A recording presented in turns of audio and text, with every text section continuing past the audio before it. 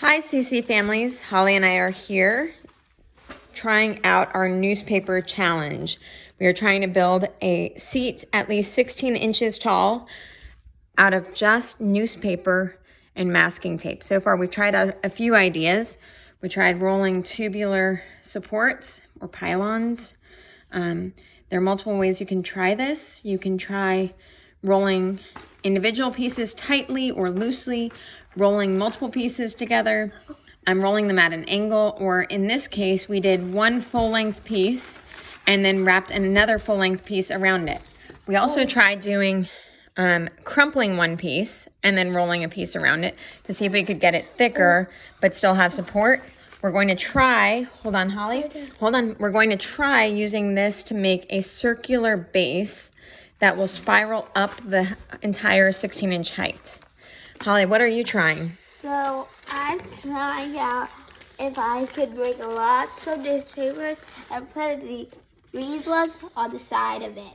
Oh, like use those as legs and that is the top. Interesting. Another thing is we considered possibly making boxes like Jenga boxes by folding these. And hold on, Holly. Yes, 4 of those. So we also considered using origami folds to make a box out of one sheet and then stuff it to make kind of Jenga blocks. We will keep you posted with our update and then videotape our final weight bearing contest.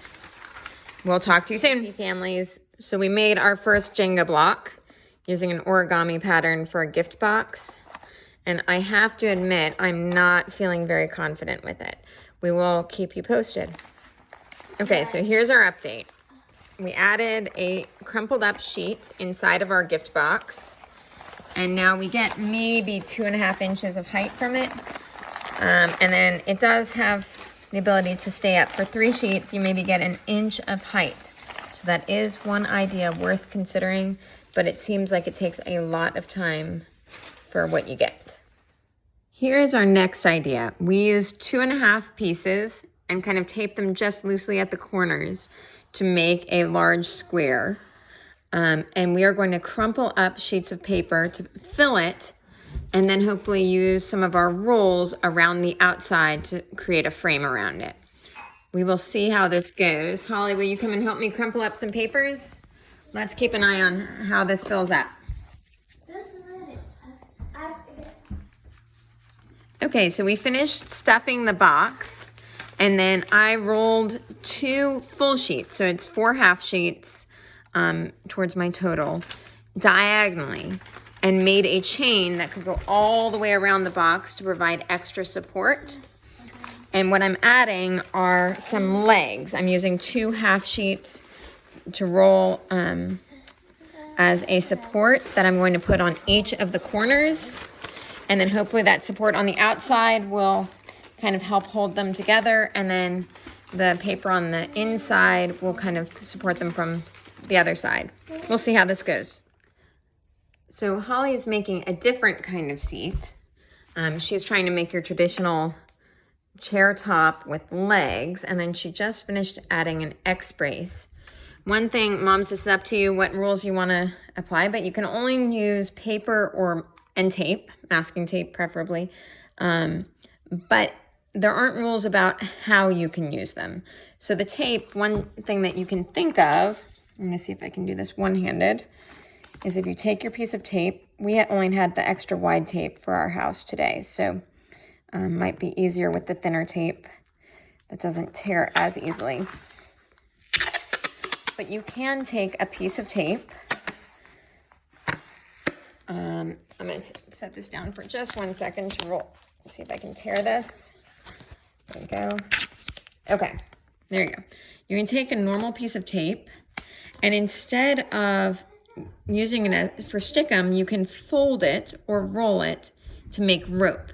I'll show you in just a moment how you can then use it to brace your paper together if you want to.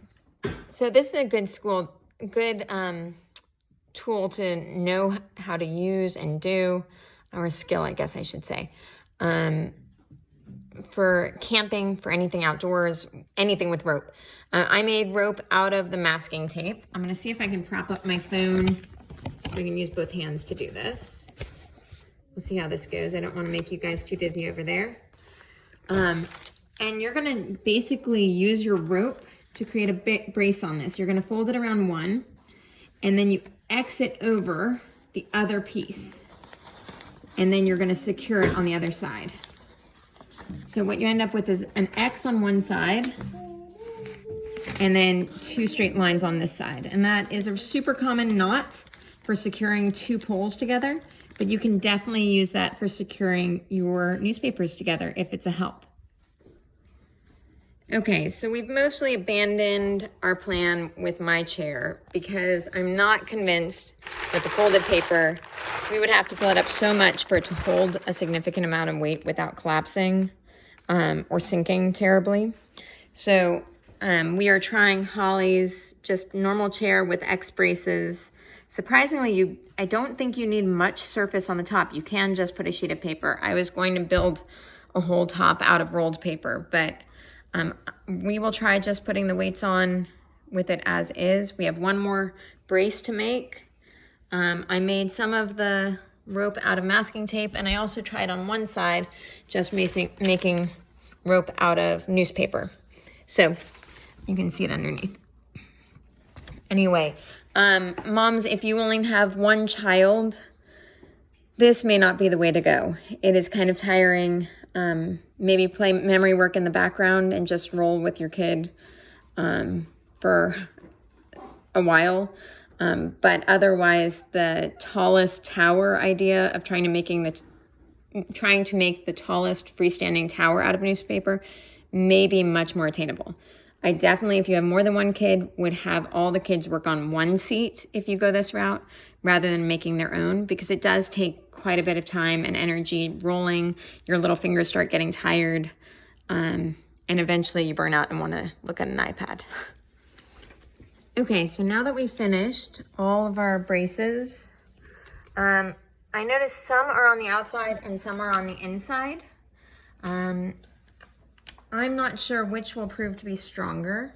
Some are just weaker braces in general. They don't seem to be doing much for the structure. What you want to do when you get to this point is try to find your weakest links. So see how that point bends? That's not going to help me bear weight.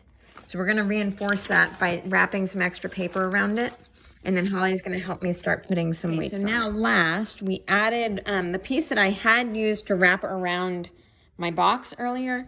We just added that across the top to give us a surface to balance the beams across the weights on.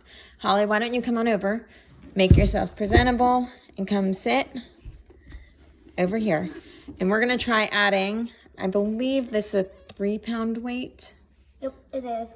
Okay, so we're gonna try adding that and see if we can keep this thing standing. Hold on. So it was able to hold our 3-pound weight.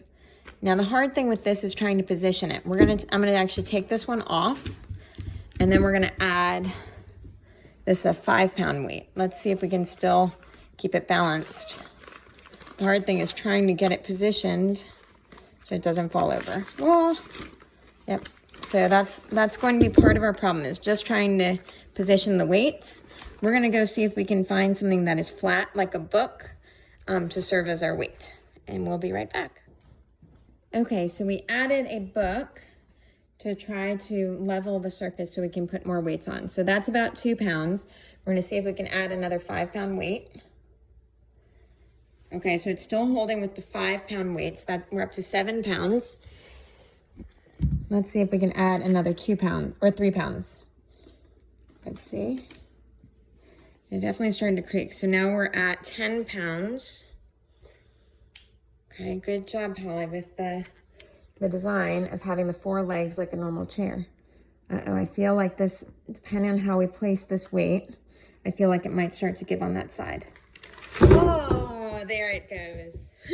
We got up to 10 pounds. I think it could have held 13 if we'd maybe reinforced that side. But well done, Holly. Good job.